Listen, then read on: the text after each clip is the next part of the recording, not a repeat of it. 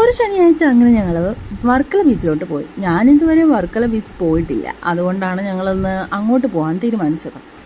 അവിടെ അവധി ദിവസം ആയതുകൊണ്ട് തന്നെ ഒരുപാട് പേര് മണൽ കൂട്ടി കളിക്കുകയും പിള്ളേരൊക്കെ കടന്നു ഇഷ്ടംപോലെ അവിടെ കളിക്കുന്നതൊക്കെ കണ്ടായിരുന്നു.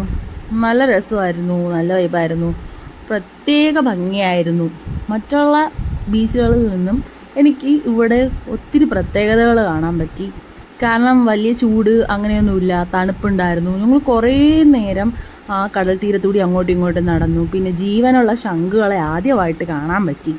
ഇഷ്ടംപോലെ തീരത്ത് ഇഷ്ടംപോലെ ഇങ്ങനെ ശംഖുകൾ വന്നിങ്ങനെ മണ്ണിനടിയിൽ നിന്ന് പൊന്തി പൊന്തി വരുന്നത് കാണാൻ പറ്റുമായിരുന്നു. അങ്ങനെ കയ്യിലെടുത്ത് അതൊരു വലിയ നല്ലൊരു എക്സ്പീരിയൻസ് ആയിരുന്നു. എന്നിട്ട് ഇതൊക്കെ ഒരുപാട് നേരം ഞങ്ങൾ നോക്കി നിന്നു. ഞങ്ങൾ ആ തീരത്തുകൂടി അങ്ങറ്റത്തും ഇങ്ങറ്റത്തോട്ടും കുറേ പ്രാവശ്യം നടന്നു. ഒരുപാട് വെയിലുണ്ടെങ്കിലും അത്ര ചൂട് അനുഭവപ്പെടാത്ത ഒരു ബീച്ചായിട്ട് തോന്നി. ഭയങ്കര രസമായിരുന്നു. പിന്നെ ഞങ്ങൾ ഏകദേശം ഒരു 1:30 ആയപ്പോൾ അവിടെ നിന്ന് തിരിച്ചു വന്നു. കഴക്കൂട്ടത്തുള്ള കാലിക്കറ്റ് ക്യുസീൻ എന്ന ഹോട്ടലിലാണ് ഞങ്ങൾ കഴിക്കാൻ വേണ്ടി കയറിയത്. അവിടെ ഒരു ചൈനീസ് ടച്ചുള്ള ആംബിയൻസ് ഒക്കെ ആയിരുന്നു, അത് ഒത്തിരി ഇഷ്ടപ്പെട്ടു. പിന്നെ ഞങ്ങൾ അവിടെ ബിരിയാണിയാണ് വാങ്ങിയത്.